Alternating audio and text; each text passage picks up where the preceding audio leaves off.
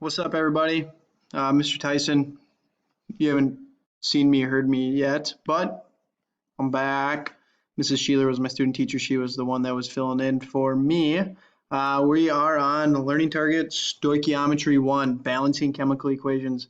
Mr. Hagstrom gave a great lesson on counting atoms. Kind of seems a little silly, but there's just some weird things. So that we have you count, but we're going to take it to the next level and last part of this deal. So balancing chemical equations, applying the law of conservation of mass. Remember, chemical reaction is when you take a reaction and then you rearrange elements to form new ones. So on the other side of the arrow, just to recap, you got your reactants, you got your products. We rearrange them or combine them.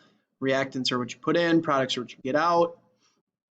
The whole reason for this is mass can't be created or destroyed, right? Like what you put in is what you're going to get out. You cannot, the number of atoms you put in on one side must be the same on the other. So that's the whole reason why we balance for chemical equations, is that you can't magically create atoms. They have to be the same. They get rearranged is the process, okay?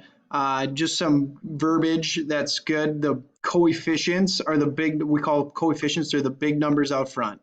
All right, and that's what we call a molar coefficient. So 1 mole of A for every 1 mole of B is going to make you 1 mole of this. For every 2 moles, that's what it really means, 1 mole of this. And now the whole thing is that this is, and then it would be 1 mole there. These are called superscript or subscripts, and they, like back in Tri-A, they make the charge right. So +1, -2, that's kind of that game. So you can't ever touch these. Don't touch the subscripts. You can only change the big numbers out front. And I think a key point is that, hey, this is like a base equation. It's a standard recipe, right? So when you're baking, you have a standard recipe. If you want to double it, if I wanted to double something and make it 2 to 2 to 2, I could double the amount of atoms, and that would be sufficient. Just know that it would change. Same thing here. If I wanted to double this recipe, I would say, okay, well, 4, 2, and 2, right? But the base in the simplest form is always the best. So let's get into it. Rules to balancing. Remember, all it needs to be on the same side. Count each atom on the left, and then move to the right. If they're not the same, the whole thing's not balanced. Okay, so here's just a simple way to start. I did the first one for you. I just always pick one atom and then move to the other side. So 1, just pretend there's a 1 there, because if there's not, there's a 1 there. And then there's 2. Right away, we know that if one atom is not balanced, you don't have to look at the others. They're not balanced, okay? So I go to the next one, 1 Na, 1 Na. Good so far. 1 Cl, 2 Cl's, not balanced, all right? So this is actually your worksheet. Why don't you pause the video and go to your worksheet right now, and come back, and then there's the actual answer key. But go ahead, if you do in the click in the classroom, just practice those 6 problems, pause and come back.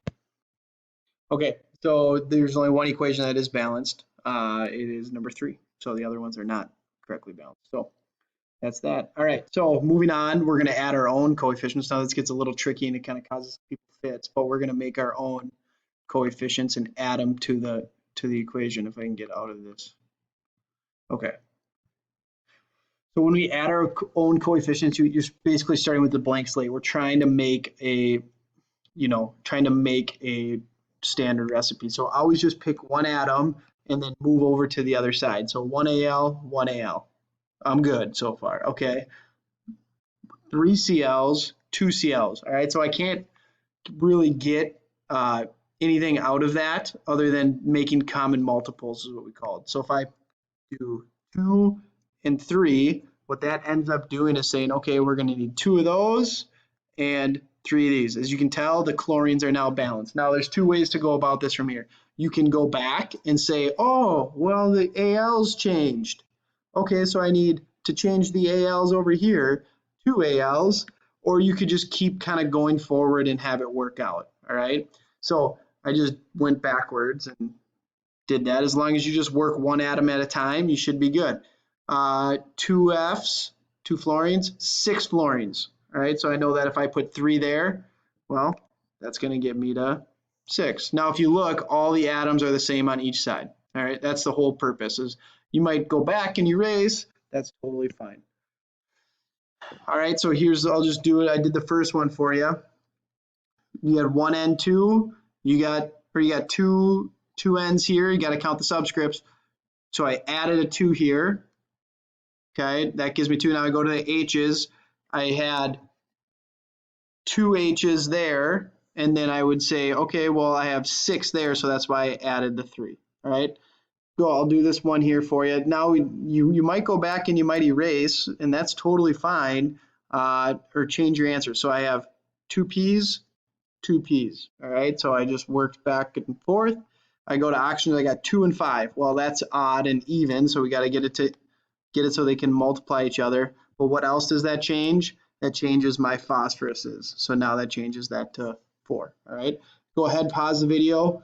Go ahead. Okay, I did the next 2 here. So in this instance, I went at 8 S's. I need 8 over here.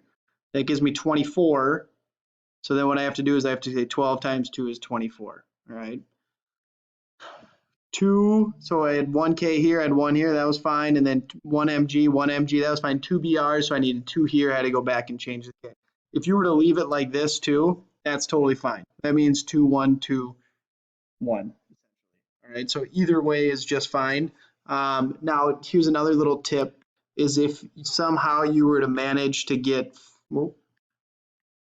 4, 2, 4, 2, okay, that's right. The original answer was 2, 1, 2, 1, but the best answer is always the simplified answer. So yes, that one is balanced, but the best answer is always the simplified answer. So see if you can simplify it. Alrighty. And if you always have to go back and just wipe a clean slate, that's good. All right, so these are kind of your simple basic balancing problems here. We're going to get into some tougher balancing ones here in the next slide. All right, the complex problems. Okay. When you are given a problem that has solo on one side and double on the other, you always want to balance that one last. Okay. So if you're one atom by itself, do that one last because it'll help yourself out. Okay, so I have 1C, 1C, 4 H's, so I need 2 there. All right. What that does now is I would say, okay, well, I just doubled that. So now let's see how many oxygens I have. Well, I got 2, I got 4. So then I just would say I need 2 there. And essentially now I have the right amount on each side. Okay. So balancing that one last, that's a little trick.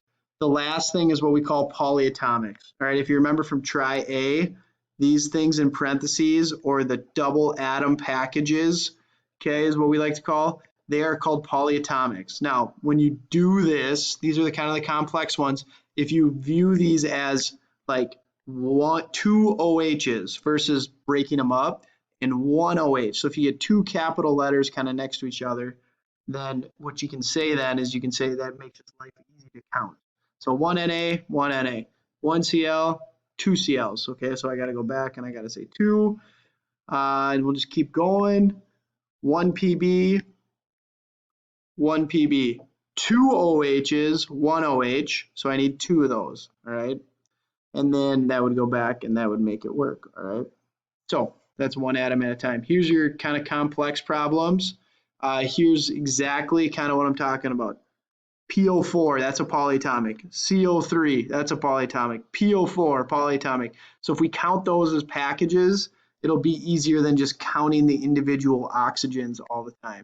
So 3 coppers, 1 copper, needed 3. 2 PO4s, 1 PO4, so I need 2 there, right? I got to apply 2. 2 NAs, 6 NAs, so I need 3. Let's see if that works out. 3 CO3s, 3 CO3s, all right? So go ahead and try these ones quick. Okay, if you pause the video, you probably bumped into a problem with 15, all right? So let me do 15 here for you. This is it's solo, it's by itself. Let's do that one last, all right? So 2 CH or 2 C's, so I need 2 there. 6 H's, I need 3 there. All right, so now this is kind of where you're going to say, okay, I got 2 and I got 4 plus 3 is 7 total. So 7 oxygens to 2. All right, if you have an odd or an even and an odd with a solo, this is the complex part, it's called double down. That's what I like to call it. I'm a gambler. All right, so you double everything but the oxygens. All right, now what that does is it says, okay, so now I have 14. Okay, 8 plus 6 is 14. Now the carbons stay the same, 2 and then 4 and 4, that's good. 12, 12, that's good. Now I can say 7 times 2 is that. So those are the complex ones. Those are kind of your A-level ones, I guess you could say. So what you need to do now is you need to finish up this worksheet, all right? The ones that you didn't do, or if you did it with us, that's great. The next thing that you need to do is you need to go take that Google form that's attached to this assignment, all right? And this Google form is just for us to see how you did. It's not graded. It's just for us to check before the quiz, because we got a quiz coming up next Tuesday, all right? After you get back from break. Love you guys. See ya.